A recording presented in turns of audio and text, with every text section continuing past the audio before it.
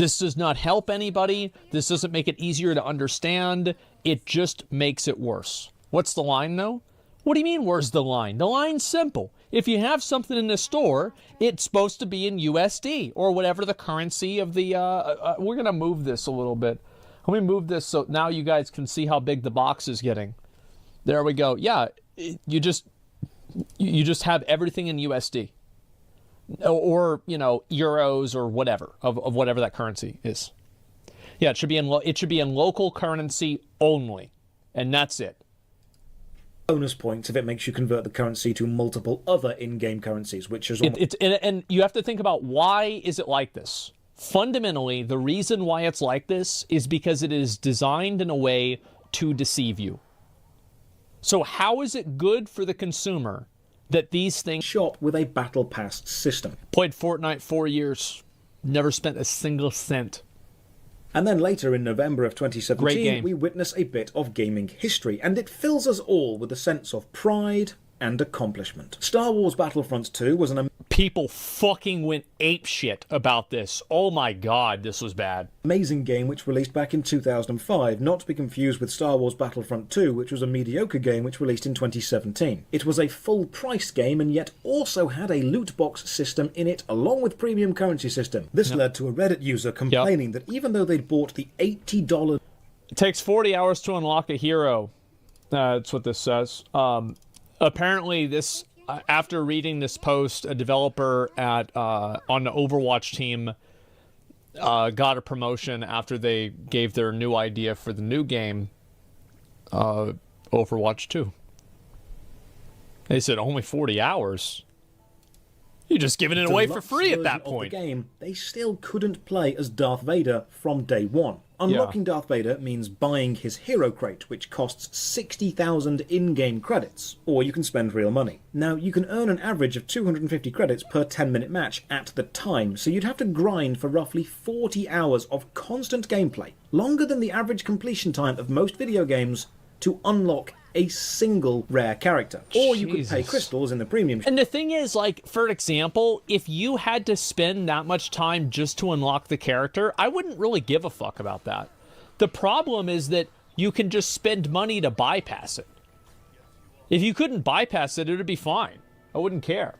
Shop and spend those on hero crates and just hope. EA responded to this Reddit complaint saying the reason crates were so expensive or take so long to unlock is to give a sense of pride and accomplishment to players who did manage to unlock them. This becomes the most down of pride.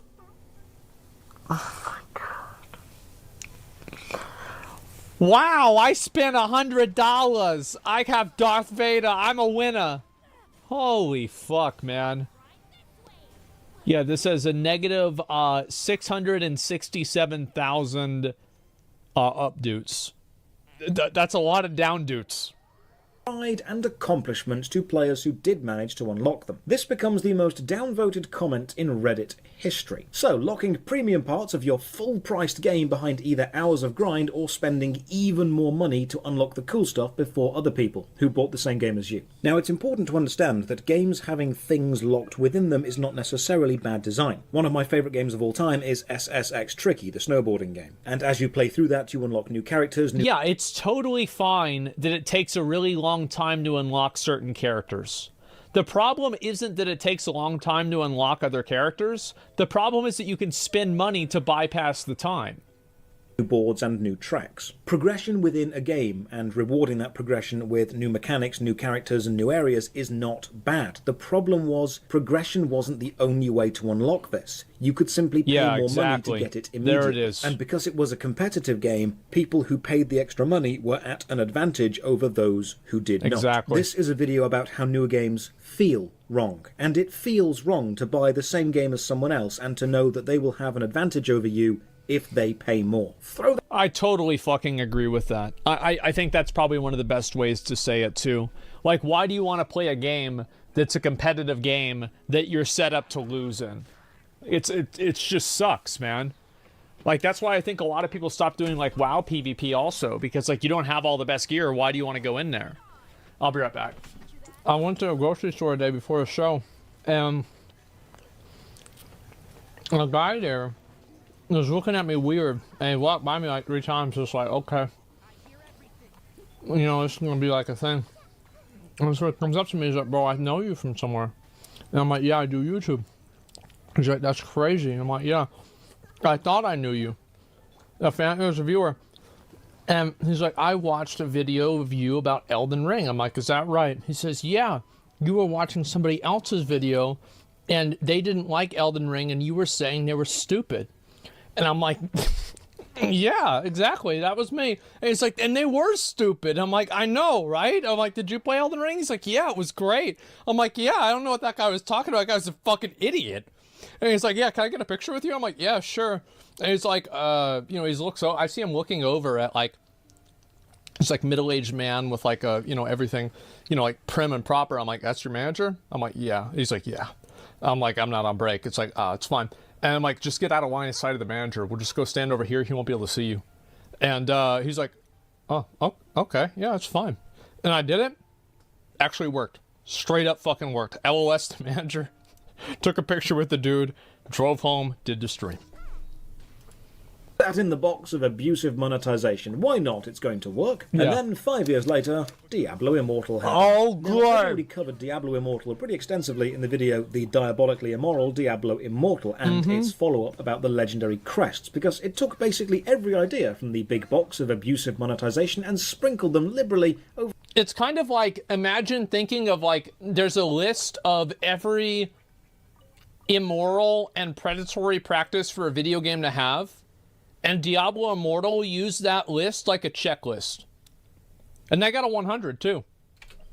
For a somewhat Diablo-looking game, including multiple premium currencies, a deliberately similar in-game item which functions slightly differently to a paid version of the same thing, and multiple battle passes all called different things. But don't worry, because everyone assured me that Diablo Immortal was a mobile game, and thus would not be representative of the actual next Diablo game, which would be Diablo 4. Everyone told me Diablo 4 would be a full game by itself, with no cash shop, with gameplay first, and none of the strategies from the big box of badness. I don't think anybody said that Diablo 4 wasn't going to have anything like that. I just think it's not going to be pay to win. And for everything that I've read so far, it's not pay to win except for being able to spend money on the head start, which I think is undoubtedly pay to win. So, of course, the sad thing about that, though, is like, I'll give them credit. Like, if I was a game developer, I would also allow people to pay money to play the game early. Because it staggers out the amount of people and the amount of stress on your servers. It's kind of like a soft release to see how your servers are going to be able to do. And also you make more money with it. So it's like a win-win situation. It's like it's logistically a good idea and it's financially a good idea. Like Lost Ark did that. I feel like most games are going to do this. Just because it works. Various digital versions of the game, the more expensive ones giving you an accelerated battle pass bonus, allowing you to progress quicker, and there is a cosmetic cash shop using its own proprietary currency. And if you're thinking Diablo doesn't need all these extra bells and whistles to be a good Diablo game, you are correct. These have not been added because they make the game better, they've been added because they make the game money. And then Darktide released, which is I think that's actually a really, really simple way of putting it. I'm going to the game better, they've been added. You are correct. These have not been added because they make the game better. They've been added because they make the game money. And then That's exactly right. It's to make money, not make the game better. And that's what I think the real problem with this is. It's that it's all about just making more and more money, and there's no thought, no concern, no value placed on the consumer experience. Darktide released, which is a full-price game with an abusively priced cash shop. Or you can grind for hours and hours and hours and hours and hours to get some of the cheap things in that shop. And now that's the thing, is like I have people, they're like, man, I'm the same item level as you in Lost Ark. Oh, you're a whale. No, you're not. You're a loser. It's like, well, I only play 17 hours a day on 15 alts. It's like, oh, okay, well, you know, I guess... Yeah, I guess I'm an idiot then, huh? Is that right? So why have games become like this? Simple. because games are businesses. Games have been businesses since arcades, since consoles allowed you to buy the game and have it in your own home. They have always wanted to make money. But up until now, the best way to make the most amount of money was to make the best game you possibly could because people would buy it, and that was it. The transaction was finished. It was fair. The best way to make money on modern games is to make the best framework as a holder for these strategies. And companies have experimented with various methods to increase income over the years, from gacha loot boxes to pre-orders, console exclusives to battle passes, energy systems to just straight up selling power. And instead of... And this is only so far. Keep this in mind. There will be a new idea. You know what I should do? I should try to come up with the next predatory idea in video gaming. Like, what's the next step? Yeah, I should really try to think, like, what is the next thing that we should do? Like, get a patent on it, sell the patent to Activision for, you know, like $70 million, and then develop my own game with the same system. In game designers, they hired psychologists to build habits, to reinforce addictive behaviors, to design gameplay loops which encourage spending. The problem was these techniques were never about the player having fun. They were about the user being monetized. And when a marketing executive pictures you playing a game, you aren't pictured smiling and laughing with friends. You're pictured opening your wallet and reaching for your credit card. You're not pictured. You aren't pictured. A number is pictured. That's their goal. And eventually, the Pandora's box of abusive monetization strategies was so full of proven, effective techniques that making a game is often no longer about the game, at least not for the people in charge of the money. I think that battle passes at this point are always going to be 3-tier. You're going to have the battle pass, the poor people's battle pass, where like you work for 40 hours and you get like 7 bronze bars or something like that. And then if you go and you buy like the normal premium battle pass, you get all of the cool pay to win stuff, like, you know, like 1,000 bronze bars or, you know, 1,000 gold bars for just playing for 30 minutes. And then if you buy the empowered ultimate wizard battle champion warlord chieftain of gaming battle pass, which is more money, then you get the cool cosmetics. The game is now simply a life support system for as many of these systems as you can design into it. The game is a host, and the parasite of monetization has begun to take over. And the unfortunate reality is this: it's like the guy at the beginning of Men in Black.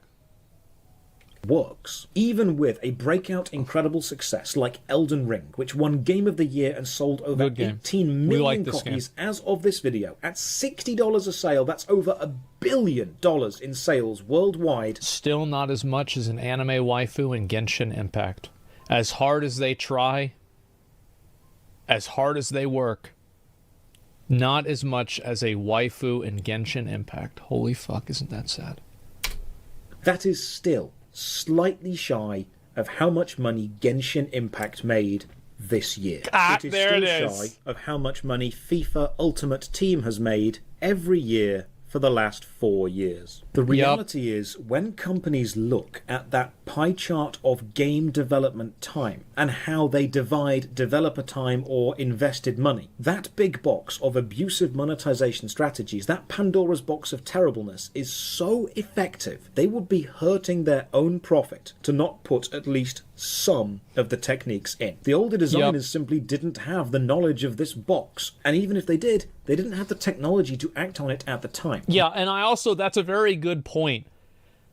If Nintendo could have done this in 1995 with the Super Nintendo, they would have. It's just that they couldn't do it then, that's all. Modern design often puts the player into an awkward position where the game has spent more time focusing on the manipulative, abusive systems than it has on just being the best game it could be. So what is the exact choice which makes games feel wrong? Is it MapleStory's fault for adding Gachapon? Is it Oblivion's fault for the horse armor? Is it No, it's the player's fault for buying them. That's whose fault it is, because they could have put all of this stuff in the game and people wouldn't have played it, and then the game would have died. You would have never seen another game like that. So ultimately, it's the player's fault. Forza's fault for the Battle Pass, FIFA's fault for the success of Ultimate Team. Is it Farmville's fault for mastering the addiction cycle? Or is it EA's fault for locking away Darth Vader? Unfortunately, it's kind of all of them. It's just the reality of games design today. You cannot close the lid on... Well, I also think that to an extent, there is a certain level of personal accountability. There are people behind these purchases. People choose to spend this money in this way. And those people enable these practices and prevent us from having more games like Elden Ring. Pandora's box. Designers can't unknow the effectiveness of these techniques, and every game made for the rest of time has to either use them or actively choose to avoid them. So the exact choice that makes a game go from being the best it can possibly be to anti-player or anti-consumer is when a designer or a marketing executive stops thinking about how they can make the best game they're capable of and starts throwing some sly glances toward the box in the corner. And when I don't even think that it's the game designers. I think the people that are making these games, like, I'm not even kidding. I think that the people who are making a game like Diablo Immortal or Diablo 4 or Overwatch 2, I think these guys really try to make a good game. They do. But whenever you're given, let's see, a pile of shit, some candles that don't work, and a Roman candle, it's pretty hard to make a good tasting cake. That's the truth. So it's not even really their fault. It's just how things go. they say, hey, this technique may not fit our game perfectly, but it's proven to make a lot of money. Do you think we could put it in our game? That is the moment any specific game goes downhill from what it could be from a player's perspective. And the worst part is that big evil box and all its dark design knowledge is constantly being added to. And when you play a new game and spot the cash shop and the battle pass and the premium currency and the awkward pack size and the loot boxes and the exclusive levels, and when you just feel sad that the game didn't have to do that, that's when you know that the pie chart of design of this game had at least a small slice dedicated to that stupid box. A small slice focused on making the game a little bit anti-player in the name of a lot of profit. And this is another really important thing whenever we talk about like games like, for example, Vampire Survivors or Elden Ring. It's one of the reasons why I do try to elevate those games and talk about how positive they are and play them more on stream. And a game like Valheim, we're going to play Valheim again pretty soon here. Like, you know, you want to give credibility to that, because the truth is that regardless of whether Genshin Impact made a bunch of money or not, or whether MapleStory made a bunch of money or not, Elden Ring is going to forever be known as a great game. Dark Souls 1 will be forever known as a great game. And Super Mario World will be forever known as a great game. These other games will never be remembered as that. I understand a lot of people might not care about that, but it's a good thing that at least some people out there do. But personally, I also know it can be very cathartic to be angry at a thing instead of a concept. So let's all just collectively agree it's Bobby's fault. The stupid horse. Yeah, cheers for watching. There it is. Another massive thank you to all the supporters on Patreon, Twitch, and YouTube who keep the channel alive. You can support from only £1 a month. Check the description for links to the Patreon, Twitch, Twitter, and our Discord. And as always, have a great day. Wow, 2022. I'm not going to watch this one right now, but I definitely fucking agree with pretty much everything Josh said in this video. I love these videos. This video was so good. Please, guys, make sure to give it a like. Subscribe to Josh Drive Hayes. He's fucking great. He's been on Allcraft before. Big friend of the stream. We love Josh. I am very glad to see more people talking about this, and also it's a game like Dark and Darker is another example. It's a good game. It doesn't have any of this bullshit in it. It's just a good game, and that's it.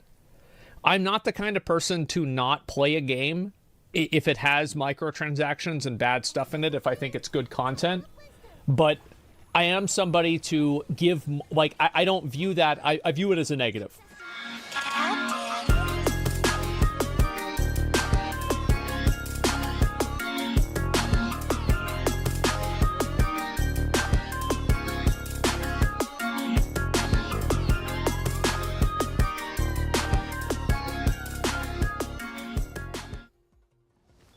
The biggest MMO scam ever. Ever. The arrival of Kickstarter and the unfulfilled desire for exciting new MMOs combined with Unreal Engine's capability to make absolutely anything look beautiful was the perfect formula for the introduction of MMO scams into the world. Absolutely. Today we're going to talk about the 5 most interesting MMO scams to exist so far. We'll talk about how they came to be and perhaps most important. Can you imagine if this guy put Ashes of Creation on the list? Oh my god, people would lose their fucking minds. Where they are now, was it malice or ignorance that led to millions of dollars disappearing while having nothing to show for it? Which ones went to jail and which ones got away with it? Probably and all of were them we got away with wrong it. about any of them? Let's find out. First up, Chronicles of Illyria. This was another fascinating one to follow, with a story that's going to start to sound very familiar as we go through this list. It Okay. all starts on Kickstarter, led by a man named Jeremy Walsh. Right. Was it malice or ineptitude that caused this to play out the way that it did? Let me know down in the comments what you think. It all starts on September 18th, 2015. The first screenshot was shared on the company's Twitter feed. Remember what this looks like. It's going to be important because this is Hand size? Who the fuck wants hand size? Foot size? not what was delivered. Then, ironically, on April 1st, 2016, the first gameplay footage is shown in a video titled Meet the Team. Again, remember what this footage looks like. Yeah, this is this footage is from Elder Scrolls 3, I think. It was Morrowind. On May 3rd, 2016, Came out a long Soulbound time Studios ago. announces its long-awaited Kickstarter campaign asking for just $900,000 and promising small loan this. of $900,000. Aging, Dying, and Souls, an epic 10-year storyline invites you to experience your character over multiple lifetimes. With each life, you will develop your character and make your mark in the Chronicle. Bro, that sounds When your morbid as character fuck. eventually dies, their soul will be reincarnated stronger than I before. don't wanna do that. And their That's spirit weird. and destiny will live on in another character of your making. What the the game being fuck? described was on a scale never before seen. It was going to have every system and feature that you've ever wanted all rolled into one Yeah, map. I mean, that's just like the best idea, right? Because, like, why have only some good systems? Let's just have every good system, and that way we'll just make everybody happy and it'll be perfect. Massive MMORPG, or at least that's what they told us. Of course. And apparently it worked. Just 1 month later, on June 3rd, 2016, they hit their Kickstarter goal, They with have. 4 people going as far as donating $10,000 each so that they would be considered royalty in the game. At the Oh, God. Oh, my God. Oh, my God. Who would do that? Oh, man. Like, it's like we can call these people dumb, right? But, like, there's plenty of people that spend this kind of money on gacha games, too. So it's, like, really not... $10,000 each so that they would be considered royalty in the game. At the Oh, God. Oh. over multiple lifetimes. With each life, you will develop your character and make your mark in the Chronicle. Bro, that sounds When your morbid as character fuck. eventually dies, their soul will be reincarnated stronger than I before. don't wanna do that. And their That's spirit weird. and destiny will live on in another character of your making. What the the game being fuck? described was on a scale never before seen. It was going to have every system and feature that you've ever wanted all rolled into one Yeah, map. I mean, that's just like the best idea, right? Because, like, why have only some good systems? Let's just have every good system, and that way we'll just make everybody happy and it'll be perfect. Massive MMORPG, or at least that's what they told us. Of course. And apparently it worked. Just 1 month later, on June 3rd, 2016, they hit their Kickstarter goal, They with have. 4 people going as far as donating $10,000 each so that they would be considered royalty in the game. At the Oh, God. Oh, my God. Oh, my God. Who would do that? Oh, man. Like, it's like we can call these people dumb, right? But, like, there's plenty of people that spend this kind of money on gacha games, too. So it's, like, really not that big of a surprise. Like, I think that's kind of just, like, normal. Established titles. Yeah, but that wasn't as much money, to be fair. this point in 2016, Soulbound Studios claimed they would have the game in players' hands in just over 18 months. Not In 18 months? Wasn't this, like, 4 years ago? finished, but at least in a playable state. After raising $1 million on Kickstarter, Jeremy announced the game would continue to raise money on its own personal website. That makes and sense. raise money it did, to the tune of over $8 million. As the deadline for the game Bro, I need to make an MMO. I need to do this. This is such a good idea. Like, that's such a good idea. And then you just take everybody's money and then you disappear. and you don't make the game. That's like the, or maybe you could make the game, but it's really bad, and you actually spend like $1 million making the game, and you pocket the other 7 million. Game approached in 2017, Jeremy announced that the game isn't going to meet the deadline he had promised due to their inability to attract talented developers. Yeah. The first sign that things really weren't going well.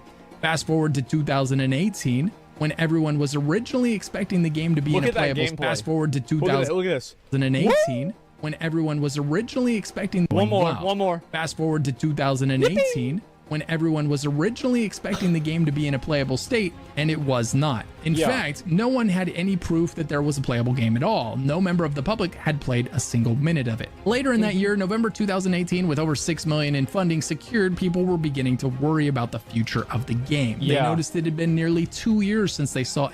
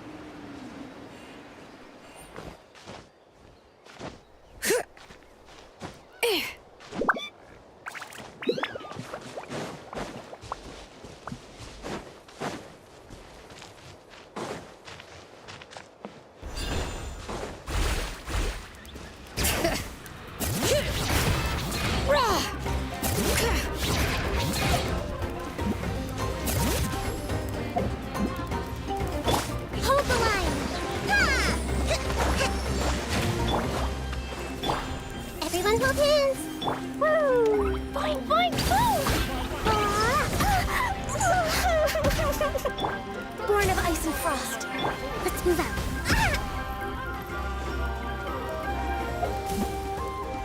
Rest and rebuild.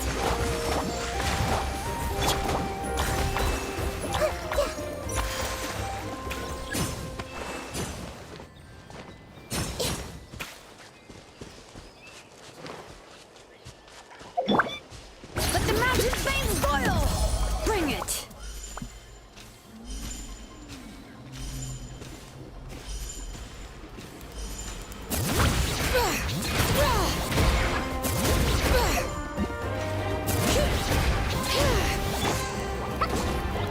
Allow me.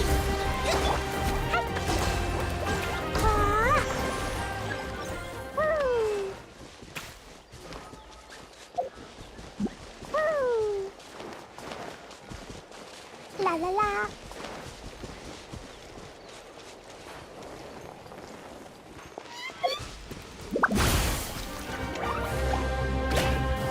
Hi-ya. Yeah. Woo. That really hurt. Hi-ya.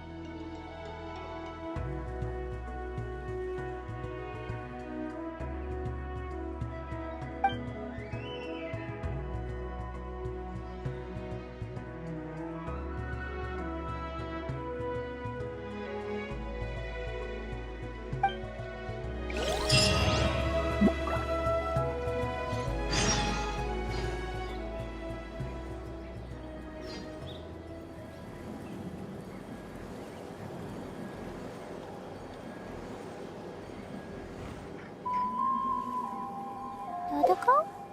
Dodoko, where are you?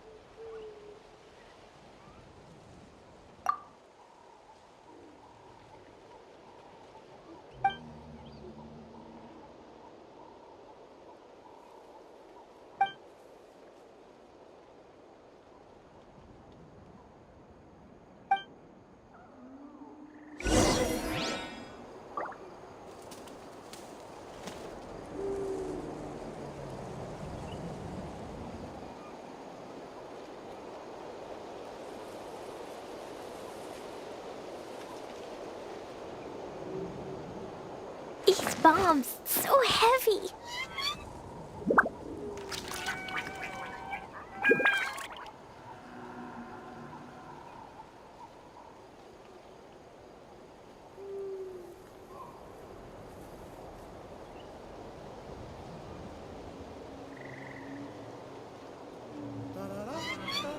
Do you want to come fish blasting with me?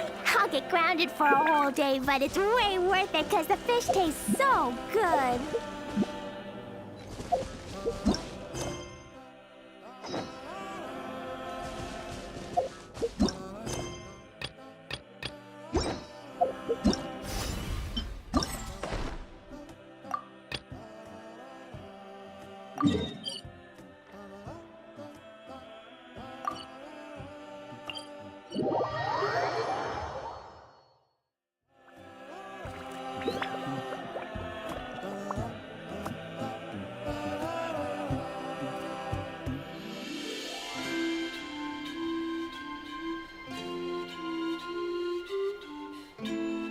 These bombs, so heavy.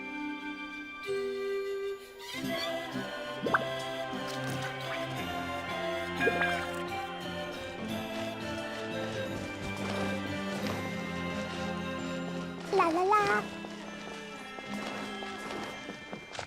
Woo!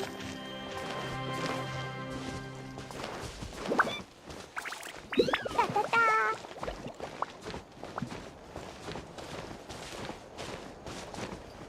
Ha! Woo!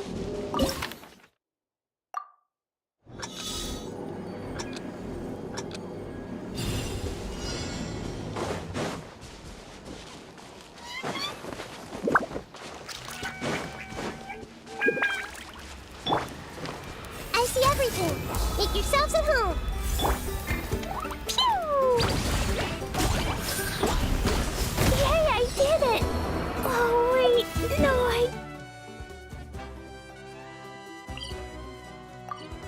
didn't.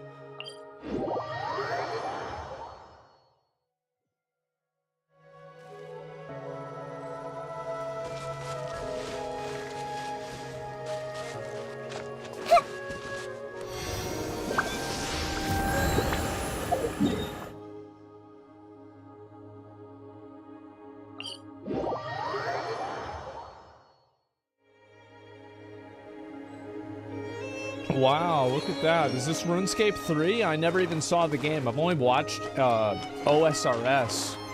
So I've never seen... So this is RuneScape 3. Holy fuck. Wow, it does look a little bit better, huh? Any new footage of the game. Surely, with millions of dollars and years of work put into the game, there must be something impressive to show. Almost another... Well, they have the belt... Look, they literally have the guy's... What the hell happened to the back of his head? What the hell is this? Another year passes by, and on September 6, 2019, the first gameplay footage since 2017 is released. Remember when I 1 second. the first gameplay?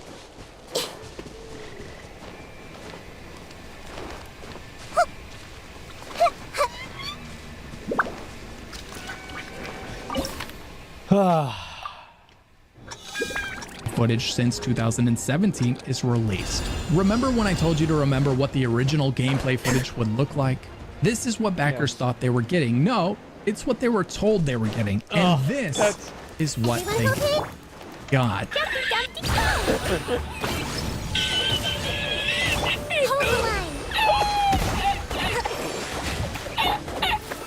Oh my god. To say that fans were disappointed would be an understatement of a lifetime. The game was now 2 years past its initial planned delivery date and 8 times over budget, and this was all they had to show for it. This was the result of 4 years of development. Dude, imagine watching the Unreal 5 tech demo and then thinking, bro, I donated $10,000. I can't wait to have my own castle and have it look like this. And the game comes out. And then it's this. And millions of dollars of backer money. I'm a founder, Here guys. where most of the backers soured on the game, some going as far as to threaten legal action against Soulbound. On March 11th, 2020, the Settlers of Illyria event was They should have a cosmetic for the founders, and it's one of those hats with a propeller on it. It says royalty on it. take place as Oh a my God. free alpha event to allow participation in a 45-day test of the game. Clown mask, Of yeah. course, this The little free red alpha nose. test included massive microtransactions to allow players to spend hundreds or even free alpha test included massive microtransactions to allow players to spend hundreds or even thousands of dollars buying plots of land within this unfinished game. There you go. Buying land in an unfinished game. You know, people used to do this. They would sell land in Florida, and they had to make a law against selling land on the moon because they kept doing this in real life too. Like, most online scams were real life scams until somebody made a law against it. They wanted. Amazing. It was a disaster. Players were not happy. And now, with a much more realistic idea of what this game was going to be, the funding for the game stopped coming in. In an event that was only surprising to the backers with their heads 6 feet under the sand, on March 25th, 2020, Soulbound announced the studio would be shuttering. On April... But to our great sadness, with the failure of Settlers of Elria and 5 long months of only limited crowdfunding revenue coming in, Soulbound Studios has officially run out of money. Last night, I was forced to do something that I never thought I would have to do. I closed the online store, put Settlers of Elria map back into read-only mode, and laid off all the employees. And after that, I booked my trip over to Cancun with my $8 million, and I'm on to the next stage of my life. 6, 2020, however, there was an about face due to the threat of legal consequences. An FAQ appeared on the COE website stating that the game would very much be released and that they did not need to comply with shutting down. This was likely for legal reasons, as they had promised to deliver a game in exchange for the money they'd collected. To simply state that the game wasn't coming without refunding any of the money could leave them vulnerable to some legal action. That's true. So they have to technically make a game. Now, is the game going to be any good? No. But it will be a game. It could be Tetris or Minesweeper, but it is a game. With angry backers undeterred by this promise, on August 17, 2020, a class action lawsuit was filed demanding that Soulbound refund the money for the game they failed to deliver. Absolutely. Soulbound would decline the demands to refund the backers, so on... No refunds. No refunds, gentlemen. February 3rd, 2021, the case was legally filed with the court. Yeah. Around the same time, Illyria was posting a couple of videos a month about the progress of the game, probably to appear as though they were still working on it. So where's the game now, 2 years after all of that? And how did the lawsuit end? Was justice served? Was the people's money returned? Was anyone held accountable for the complete mismanagement of the funds? No. Well, I wish I could say that the court laid the law down on this man in this practice of taking people's money without the realistic possibility of being able to deliver what was promised. I wish the court case had sent a signal to would-be Kickstarter scammers, but unfortunately the lawsuit was dismissed and Walsh escaped with everything except for his reputation. He's now... Oh, he only has $8 million. Oh, bro, like, oh. working on a completely different game in a completely different engine known as Kingdoms of Illyria. My guess is this game has as much of a chance of turning into a polished finished product as Kingdoms of Illyria. He's now working on a completely different game in a completely different engine known as Kingdoms of Illyria.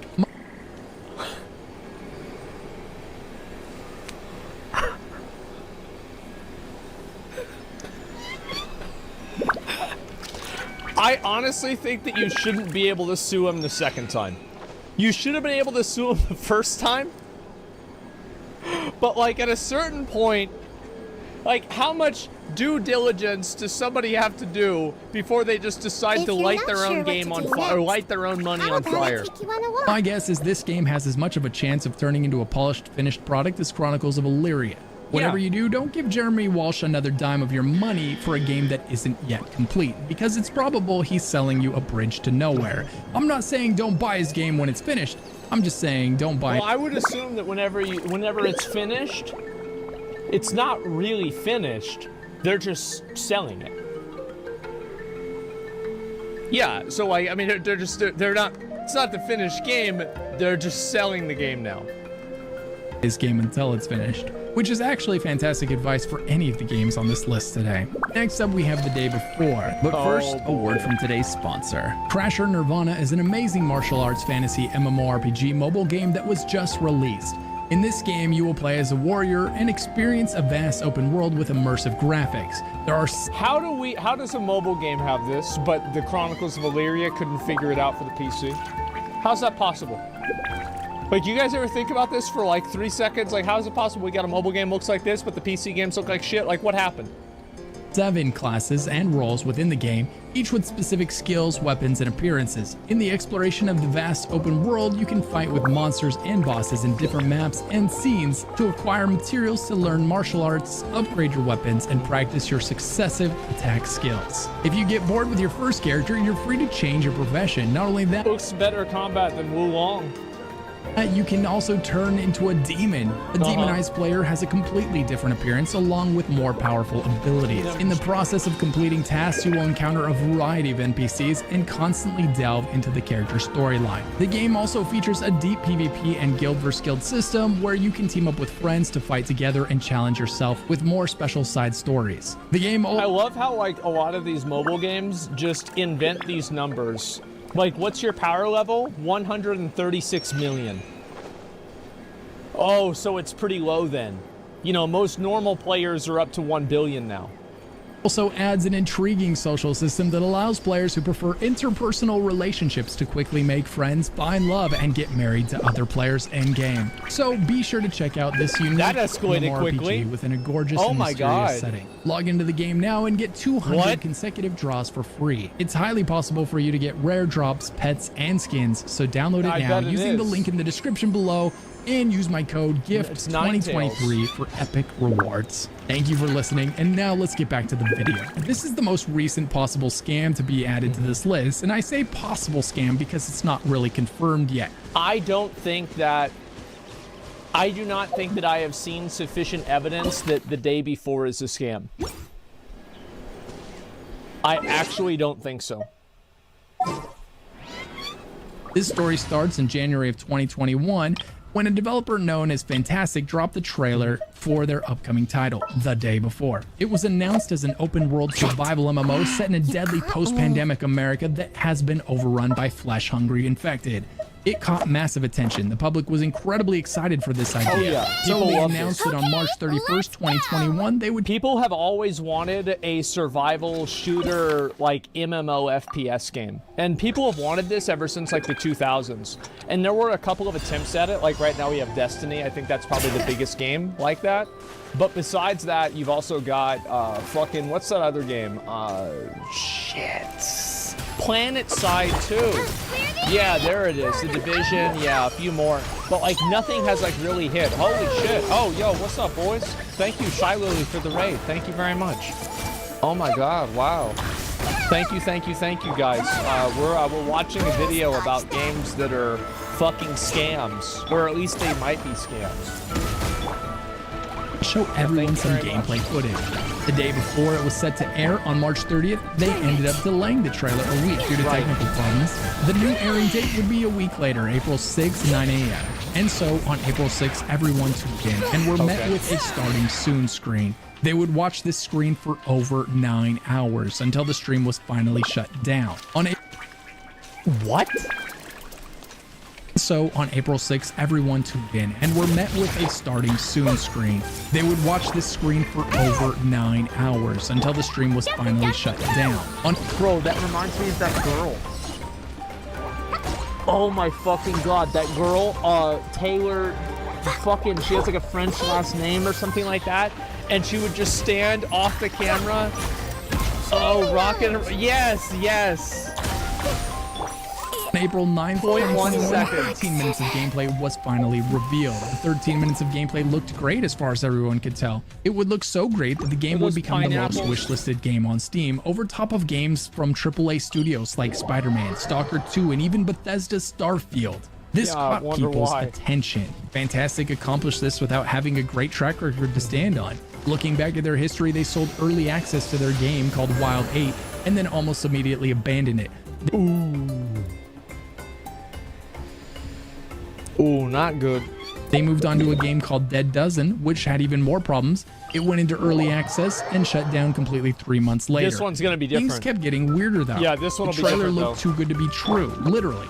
Developers would even react to the videos, stating that at the very least this looked like a vertical slice of the game that they had just created for the purposes of marketing it. Is this in game? I remember the character in the cinematic. We watched the video, and the girl was wearing like really tight pants, and she had a big ass, and nobody was even paying attention to the gameplay at all. Like, it was like a 17-minute video, and people were like, yeah, I don't know about this game. I don't know. Maybe if they release gameplay for it, I'll have to watch it. And it's like, you just watched a 17-minute video of gameplay. You're like, no, I didn't. It is. I'm getting very The Division vibes. Wow, the shadows are incredible. The lighting is just excellent. Look at the reflection. Oh, man. In an MMO though, I'm skeptical. How can you do that? I'm getting a feeling absorbing render. This is not. I think it's more of a vertical slice on first impression. A vertical slice, if you don't know, is this doesn't mean that the whole game is done and it looks like this. This is probably a section that they popped out, and we're able to develop and carve out and make certain things look final when they're not. That's what happened with Watch Dogs. That's what happened with Cyberpunk for a while. So it's kind of like whenever you take a picture, or like you clean up your room, and then you throw all of the stuff behind the door and hope your mom doesn't close the door and see what's behind the door. Yeah. That's me, right here. Out of it, so we're I'm a little skeptical. Are about to get heated. Here's the thing, and this is why I think it's pretty big. Yeah. That's supposed to be another player. When you go back, see the way they come in, it looks like it's an animated character that's not another player, but that means that those can't actually be other players. It could be. It could very well be they have their own, AI players. They To could move be. like that, they would have to be AI, because if it was a real player, the animation wouldn't Well, I don't. be that smooth. When you actually play a game, they're kind of jittery. This by its Yeah, I think that's fair. I don't find that to be very strong evidence, though. I think that the other examples, and just like kind of like a logic example, yeah, number one, not necessarily. Number two, it could be another player, but they're moving in that specific way, so it looks good for the video. Number three, it could be an AI-generated, like fucking, like NPC, which I also think is fine. Like, there are many other examples where I think this was not really that big of a deal. Letting brave names echo. itself wasn't totally unheard of, but with this studio's history in mind, it starts to cast doubt on the viability of the game being delivered as promised. Things would continue to get weirder when Fantastic used a bait and switch tactic on their fans, pretending a big new announcement was coming for the day before. And then when the announcement arrived, it was actually for a completely different game? Essentially using their clout they had gained for the hype around the day before to advertise and launch another game they were working on, called Prop Night. People weren't happy about it at all, but it was somewhat smoothed over when the studio also provided a launch date of June 21, To be fair, the recent reviews are mostly positive. 2022.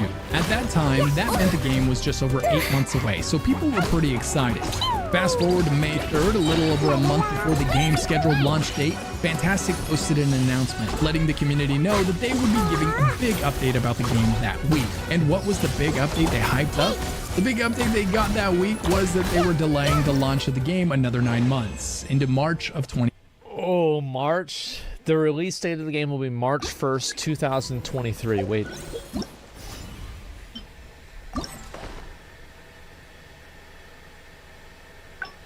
Did we miss it? Oh my, how did we miss this? Oh, fuck, guys. We missed the launch. Fuck. 2023. The reason for the delay? Well, there was such massive interest in the game that they wanted to spend more time making sure they got it right. Honestly, for a studio that had never seen this kind of interest, to look at its project landing at the top of the Steam wishlist and decide, hey, we better spend the time to get this right, well, it isn't all that surprising. that's Among smart. the changes that would be made. If I were them, I would do the same thing. Because if this game comes out and it's a bad game. That's it, period, for forever, that it's done. Like Cyberpunk, like BFA, like mini games. Like, yeah, if it comes out, it's bad, it's bad.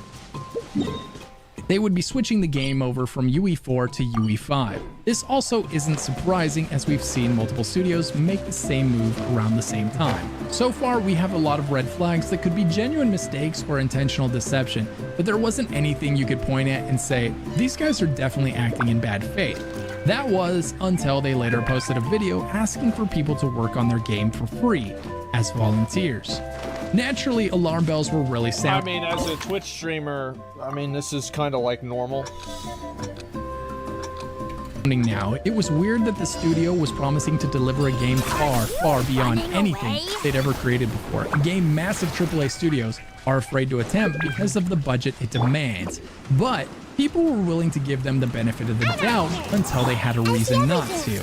And for a lot of people, this was that reason. How are you going to make a game that by its very nature required a AAA budget, all while using... Well, you just make all the people that were working for it work for free.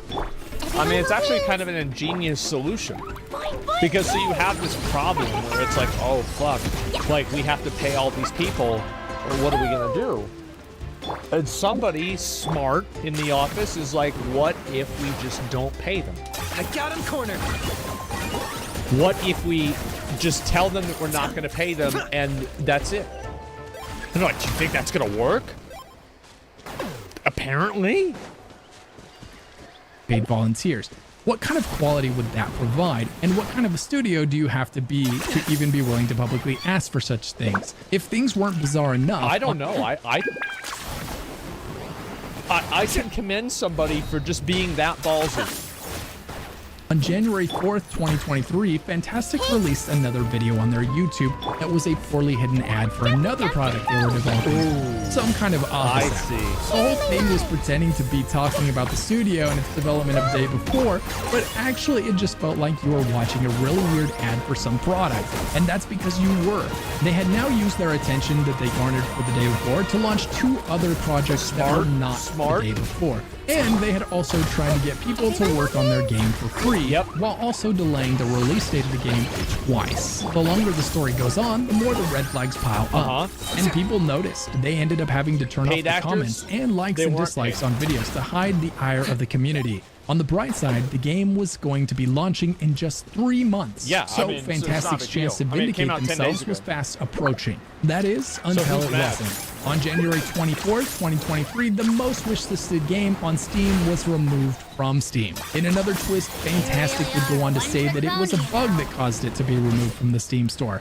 But then Fantastic would later that same day post a separate post that contradicted that, saying 5 days earlier they found out that someone owned the rights to the name the day before. Unfortunately for Fantastic, this also was a provable lie, as there was evidence that they had received word their trademark for the name had been rejected months prior. 2 different posts with 2 different lies in the same day from these guys didn't do a lot to maintain and restore the faith of the people excited for the day before. With the game not even out yet, all of the red flags, and now a trail of lies leaking out of the studio, things were getting weirder than ever. people were beginning to worry if this was even a real game at all. The only trailer they'd seen seemed to have been, at best, a vertical slice of the game, or at worst, entirely pre-rendered. But that was all going to be a problem of the past though, as Fantastic was due to show their gameplay trailer featuring real gameplay this time. That's true, yeah, so like they're gonna fix it so it's not really a big deal. Like all the haters are just gonna get owned, and they're just gonna set the record straight and put them all to sleep. At the last second, they canceled, stating that they needed to talk to their lawyers about their name being taken before releasing the trailer. Alright, never mind. The bad news Never was mind, guys. there, Never the mind. trailer wasn't the only thing to be delayed. The game's launch was also going to be delayed again for another 6 months to November of 2023. The internet was now crying scam. Everyone was beginning to think this game didn't exist. In response, Fantastic would turn around shortly thereafter and drop the game. And they would say that it's not a in fact, guys, I know that there have been some of you out there who think that our game is a scam. It is in fact not a scam. There's no need to worry. I know some people might think that it is a scam. It's not a scam. Okay, yeah. Yeah, never mind. Play trailer for the game. As expected, it didn't look nearly as good as the highly touched up trailer that came before it. Yeah. And to be honest, the fact that it looked worse now wasn't surprising and isn't all that uncommon in the industry. They tend to show very early on a concept of what they are aiming to make that ends up being far more attractive than what they're actually able to deliver on down the road. We've seen a lot of AAA studios make this mistake in the past and then get rightfully called out on it by their communities afterwards. That looks pretty good. What was odd about this trailer was that the 10 minutes or so of gameplay showed a massive world that felt far from finished. It was devoid of action, a lot of walking, and not a lot going on, particularly for a game that was originally supposed to release a year ago. On top of that, viewers would also immediately notice that many of the assets in the game were purchased straight off of the Unreal Engine shop and set into the game nearly untouched. And then finally, to make things even weirder, the trailer even had sections that were an exact copy of other game trailers. In fact, it wasn't just trailers that were copies of other games. Even the game's logo was a copy of another game's logo. And so was its art. I mean, the thing is, well, you take everything that people have already done because you know that works. I mean, you know it works. And so you might as well just keep doing it. May still launch, but we would have to be ignoring an absolute ton of red flags to say with any level of confidence that the launch will go well. If it does end up being a scam, it will have been an impressive one, as it will be the first scam MMO to have achieved the status of most wishlisted game on Steam. I hope they prove— I don't think it's a scam. I actually do not think that The Day Before is a scam. The reason why I don't think that it's a scam is because they're not asking for money. Like, who are they scamming? They're scamming the publisher. The publisher for this game is a literal... Kaplan and his partner Garrison Bellick would create a Kickstarter and start hyping up their new game, and the fact that it would be able to have millions of people play together and modify the entire world at will to their heart's content. Fortunately, they didn't mislead backers by saying that they had come up with the solution to all of the problems that prevented this technology from existing already. Because I see, yeah. So they've solved the problem that all of these big game studios could never solve. As you can see here. Because that would have been lying to their investors. The largest digital world that exists today can only have thousands of people. Then we came up with a solution that allows us to have millions. What is it? Okay, well, that's not a good sign, is it? Naturally, all of this took place where many of these stories take place, Kickstarter. While other MMOs with $400 million budgets were struggling to achieve a fraction of what Dreamworld was promising, these two were going to do it all with a Kickstarter campaign for $10,000. That's right, $10,000 and 2 people to develop something multi-million-dollar AAA. Yeah, these guys are they're just gonna they're just gonna whip something up and just make the best game you'll ever play, you know? Just get it done. Studios have been accomplished with hundreds of developers at their disposal. Yeah, for sure. Go wrong in what I can only describe as the result of people pulling out their wallets while temporarily detached from their brains. This Kickstarter would somehow hit its goal, and then some, earning a total of $64,000. Why are they using fake money? I've never seen a 20 or a 5 that looks like that. I thought Abraham Lincoln's supposed to be on that. What the hell are they using fake money for? $1,706. Despite the fact that it looked like every ounce of footage for this game was nothing more than random assets from the Unreal Engine store, like every ounce of footage for this game was nothing more than random assets from the it looked like every ounce of footage for this game was nothing more than random assets from the Unreal Engine store slapped into the game with no rhyme or reason.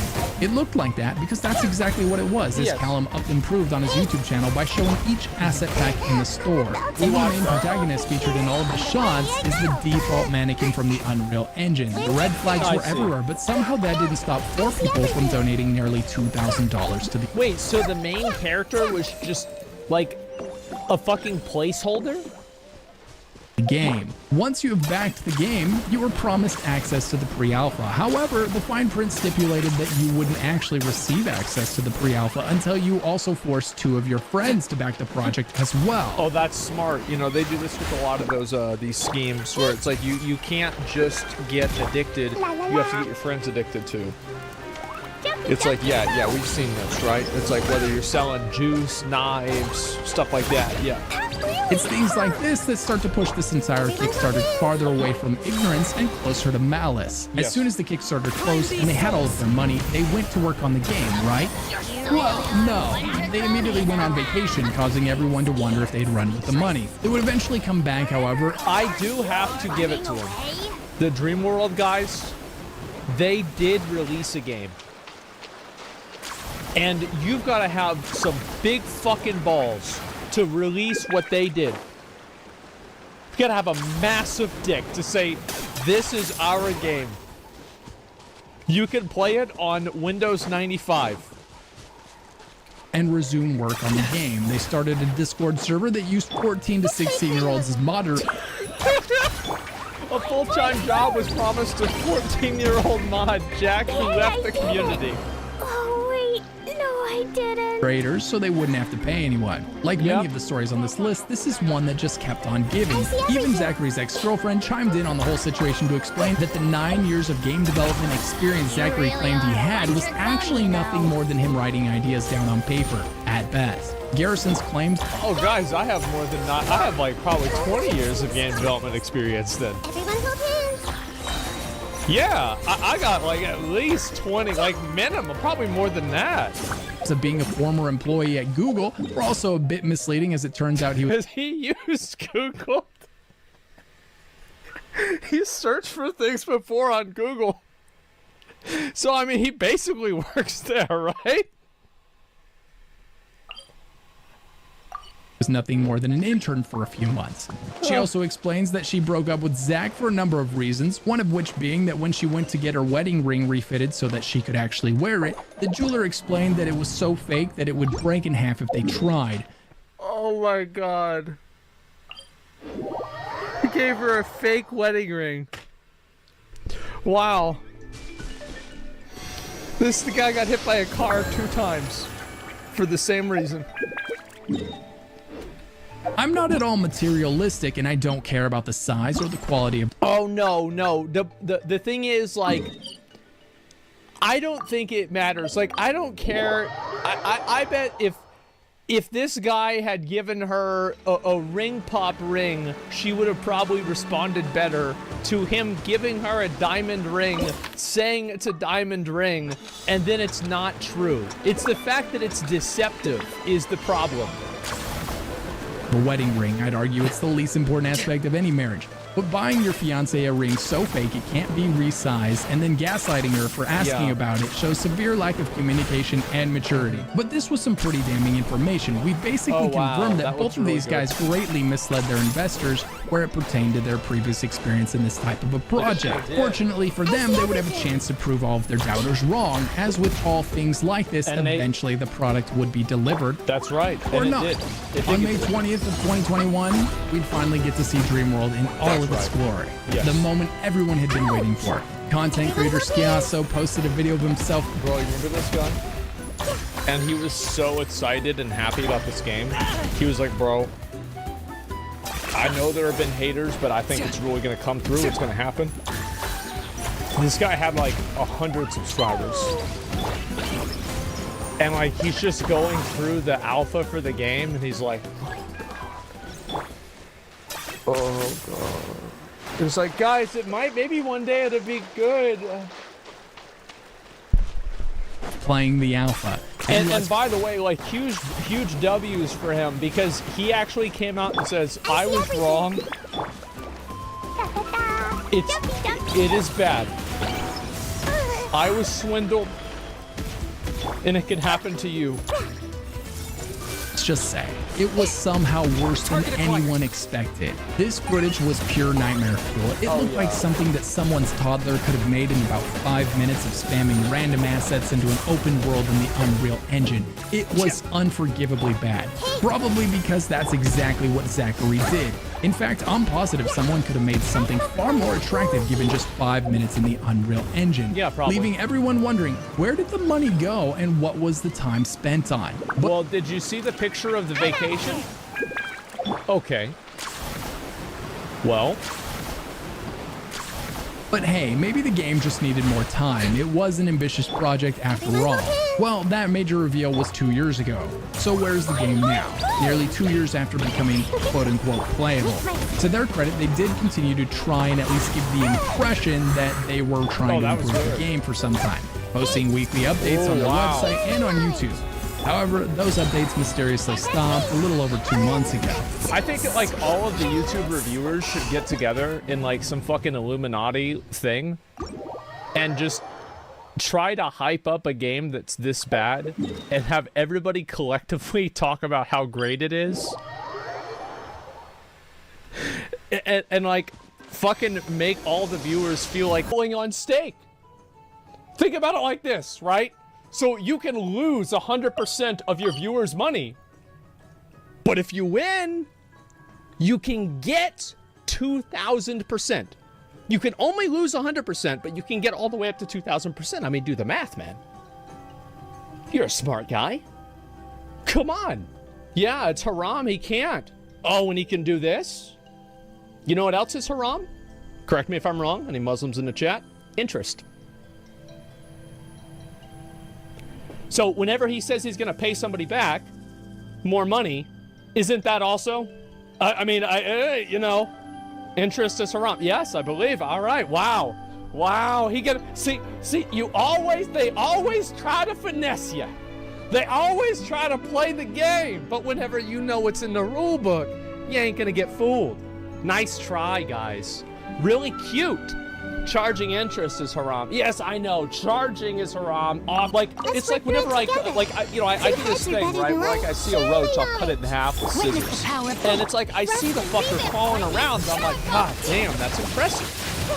The will to survive. You know, like, I see that. It's like, this is fucking impressive. This motherfucker won't quit. It's like Keemstar. It doesn't matter what it is. He'll just keep going. Our bond is strong. Huh? Oh, I don't like roaches. I cut the roaches in half. It's roach sniffing. I got sisters right over there. I hate roaches. I don't want them crawling on me. It's a fucking roach. Don't start getting your feelings about a roach. All right? I don't give a fuck about them. Yeah, I don't give a fuck about them, man. Vertical, horizontal. Usually you just get them horizontal. Yeah. How's that the answer, though? I mean, listen. I know what's wrong and right. That doesn't mean that I always do it.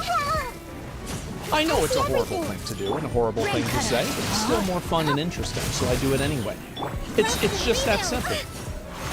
Yeah, that's all there is to it. There's no, like, you're not gonna make me feel bad for this. Even Jeff? No way. No way. Oh my God. Thankfully, I was smart enough to not do the $600, but damn, I thought I was actually helping a homie. Yo, what's good? Is it okay if I ask for a favor, bro? Yeah, shoot. My bank. It's the bank again. Oh my God. It's the bank again. Oh man.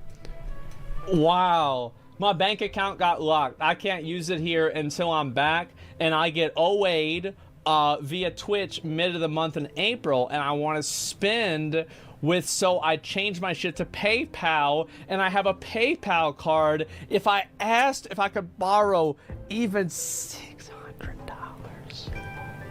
is that okay? And I can even OA you extra. I'm not hacked, lol. You can call me. I'm sorry, bro. I've asked a few, they couldn't help. It was embarrassing as fuck. Nah, I can't either, bro. I'm sorry. I still love you, though. All good, King. I can toss you $150 if that helps. That's what I was talking to you guys before about the fucking anchoring. You see that? He still got $150 out of our social media manager. It's a minus 150. How much you guys bet Jeff's never gonna get that money back? Jeff, shut up. Jeff, get off your alt account. Shut up. Bank account got hacked too. Can I get a small loan of $25? Yeah, sure. Surely it's on the way. Listen, this is just, it's just crazy to me that the shamelessness of this is just, oh fuck. I've got one of my mods messaged me. He says, yo ass, my bank is fucked. I had to borrow some money again. Oh my god. Oh my god, I've got Slicker as a mod. I can't believe it. Oh fuck. Oh my fucking god. Can't believe they do it to young Jeff. No, you just do it to everybody, right? It's like the shotgun approach. That's the smart way to handle it, man. Yeah, it's the shotgun approach. You just sit there. I wonder if he sent the same personal video to multiple people. I think that'd be so fucking funny if he did that. Oh my god. Wow, that would be fucking funny. That would be, he did? Yes. Yes, yes. Oh my god, yo, I'm down bad. My accountant fucked me over. I need money because my account is blocked. I'll pay you back in random time frame here. Oh my god. I can't believe this. Witness the power of Google. This is absolutely fucking insane. This is insane. Yeah, I know. Please check the Zoil tweet. No, not Zoil 2. Are you kidding me? Let me see. Zoil. What's up? What's up with Zoil?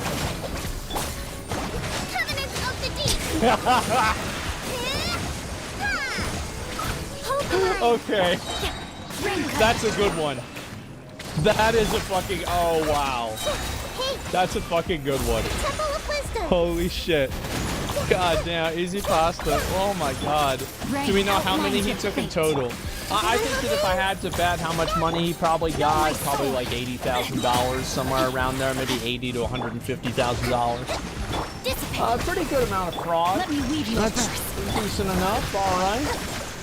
Yeah, it's 80, 150,000. Yeah, easy, homie, pulling in 6 figures. Yeah, exactly. Hey, if it makes you guys feel bad, just know he wasted all the money gambling and he's out of money now again.